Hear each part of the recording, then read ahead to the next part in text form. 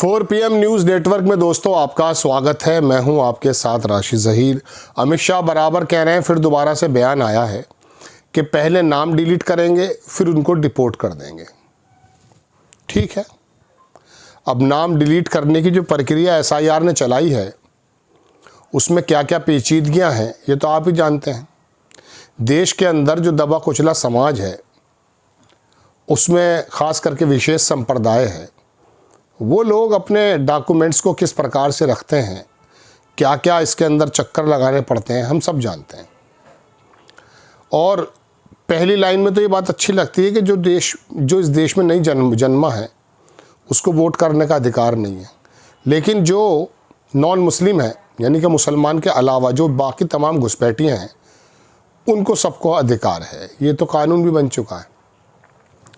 बात ये भी है कि डिलीटिशन के अंदर जो प्रक्रिया अपनाई जा रही है उसमें सिर्फ राजनीतिक दलों को नुकसान पहुंचाना है या फिर एक विशेष संप्रदाय को इस प्रकार से भय के अंदर मतलब व्याप्त कर देना, भय इतना कि वो लोग डरे रहें और इसी डर से उनका बहुसंख्यक समाज खुश होता रहे कि वाकई इनके जो है पर कुतर दिए हैं, ये जो उछल रहे थे तो अब इनका उछलना बंद हो जाएगा या हो गया है। दोस्तों बात यह है कि SIR के माध्यम से अगर वाकई आप इस वोटर लिस्ट का शुद्धिकरण करना चाहते हैं तो ये तो ज़रूरी था और होना भी चाहिए।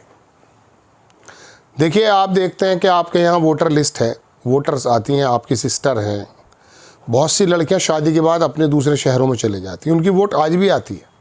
ये ज़रूरी होता है कि SIR जो पहले 2002 में जो हुआ था उसके मुताबिक हो, लेकिन पहले कोई पैनिक नहीं था, कोई इस प्रकार का भय व्याप्त नहीं था कि डिटेंशन सेंटर बनाए जा रहे हैं, साहब डिपोर्ट कर देंगे, अमित शाह बार बार बोल रहे हैं।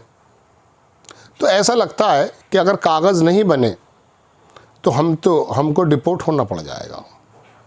कल एक व्यक्ति मुझे मिला, उसने कहा साहब हमारे बाप का नाम यह है अख्तर और सलीम नाम आया, पाँचों वोट में सलीम ही सलीम है और BLO बोलता है कि सलीम ही लिखवा दो। अब दिल में तो शक पैदा होता ही है, क्योंकि मेरा अगर आप वोटर कार्ड देखेंगे तो उसमें राशिद ज़हीर की जगह राशिद ज़ाहिर लिखा है। क्या कर सकता हूँ? अब इसको चेंज कराने जाओ तो कह रहे नहीं अभी फ़िलहाल यही रहने दो। चलिए, कोई दिक्कत नहीं है, और भी बहुत तरीके हैं, उसके लिए बड़ा समय निकालना पड़ता है। चलिए समय भी निकाल दें, लेकिन उस आदमी के बारे में तो देखें जो बेचारा सुबह को 300 रुपये की मजदूरी करने के लिए निकला है, अपने बच्चों के लिए रोज़ी का साधन करने निकला है। अब उस पर आपने तलवार ये लटका दी है कि साहब आपका अगर कागज़ सही नहीं हुआ तो आपको डिपोर्ट कर दिया जाएगा, डराया जा रहा है। वाकई अगर इतनी ज़्यादा तादाद में लोग आए हुए हैं तो बिहार में 390 क्यों निकाल पाए आप? बड़ा हंगामा कर रहे थे वहाँ, घुसपैठिए 390 निकले आपसे, इससे ज़्यादा तो दिल्ली के अंदर निकल जाएंगे। कहने का मतलब यह है दोस्तों कि एक वर्ग को डिटेंशन सेंटर कभी योगी बोल जाते हैं, कभी अमित शाह बोल जाते हैं। अब वो अपने कागज़ को लगे, एक ज़माने से वैसे तो लाइनों में खड़े हैं सब, लेकिन ये समुदाय इतना परेशान पहले कभी नहीं हुआ जितना अब किया जा रहा है। मेंटली टॉर्चर किया जा रहा है। उसको लग रहा है कि यार मेरे तो अगर उनके पास कागज़ नहीं है, पहले NRC आई थी, कागज़ में अगर कुछ कमी है तो कहीं मुझे डिटेंशन सेंटर में न डाल दिए जाए। असम का बिस्वा बोलता है कि मैंने बना रखे हैं, मेरे मतलब दुनिया भर की बात है। अब सऊदी अरब से ही कहने लगे कि भाई आपके यहाँ से इस्लाम फैला था, हमारे यहाँ बहुत ज़्यादा हो गए, लिहाजा आप ले लीजिए।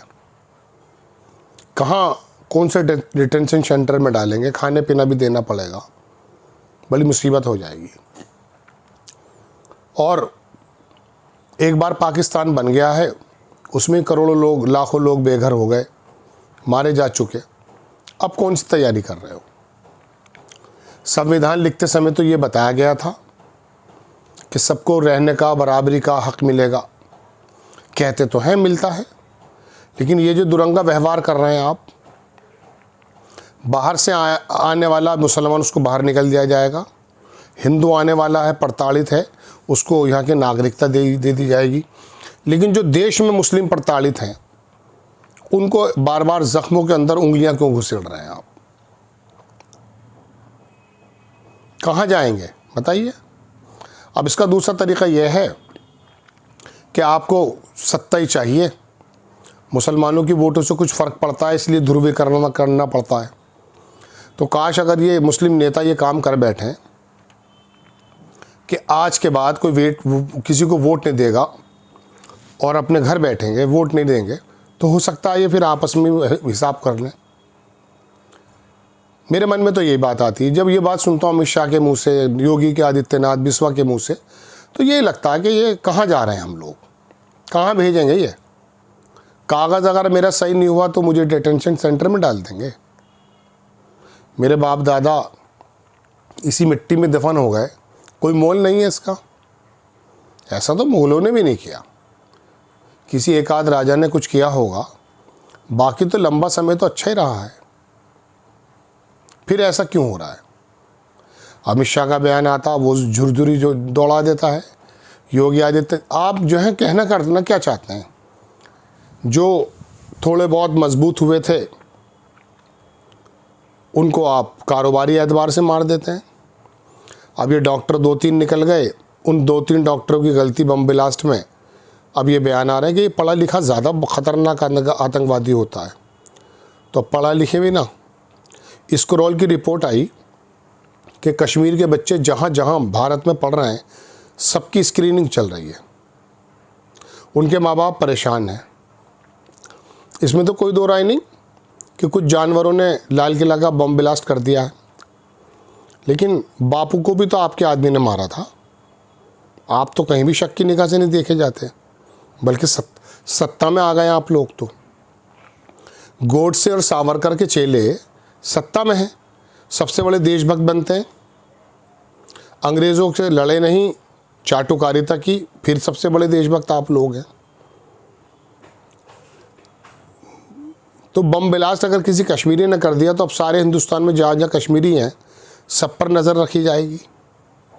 मैं देख रहा था अखबार में कि वो गार्ड बने हुए हैं बहुत से लोग कश्मीरी, उन पर भी नज़र रखी जा रही है। ठीक है, नज़र रखना तो अच्छी बात है, लेकिन आप एक बात तो बताइए, कब ऐसा होता है कि राजीव गांधी को मारने वाले को, इंदिरा गांधी को मारने वालों को, उनकी कौम को आप बराबर स्क्रीनिंग में रखेंगे? ये तो ठीक नहीं है, ठीक नहीं है। और दोस्तों बात यह है कि ये जो तमाम चीज़ एक्सरसाइज चल रही है कि खाली कश्मीरियों की स्क्रीनिंग नहीं हो रही है, किसी ट्रेन में, किसी मस्जिद में, किसी बस में, किसी पब्लिक प्लेसेस पर दाढ़ी वाले का खड़ा होना मुश्किल हो गया है। अजीब सी निगाह से देखते हैं उसे, पूरी दुनिया में बदनाम किया गया। और एक बात और बता दूं, महाराष्ट्र का बंदा हो, गुजरात का हो, उत्तर प्रदेश, 20-20 साल जेल में रहने के बाद छूट रहे हैं, बरी हो रहे हैं इल्ज़ाम से परे। और मुंबई के अंदर किसी का नाम आता है ट्रेन ब्लास्ट में, मालेगांव ब्लास्ट में, उनको कोई दिक्कत नहीं, उनको टिकट भी मिल जाते हैं, वो सांसद भी बन जाती हैं। ये स्थिति है। बहरहाल दोस्तों, खबर ये थी कि अमित शाह का ऐलान, अब ये फरमान है डराने का, निकालने का, गॉड नोज़, लेकिन फिर भी ये आ चुका है। अब ये तमाम चीज़ें आपके सामने हैं। और दूसरा, स्क्रॉल की रिपोर्ट के स्क्रीनिंग की जा रही है। तो फिर एक काम ये कीजिए, सबकी लिस्ट बना करके कोई जगह तय कर दीजिए।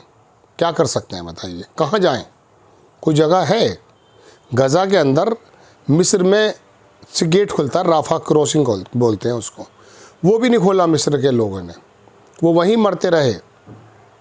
जिस तरह से आपने कश्मीर को खुली जेल बना दिया था कुछ सालों के लिए, कोई जगह बना दो सहरा में, चले जाएंगे, डाल दीजिए इनके वहीं।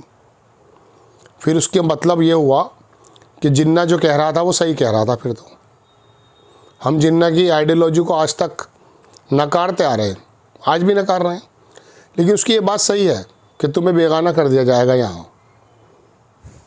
जय हिंद।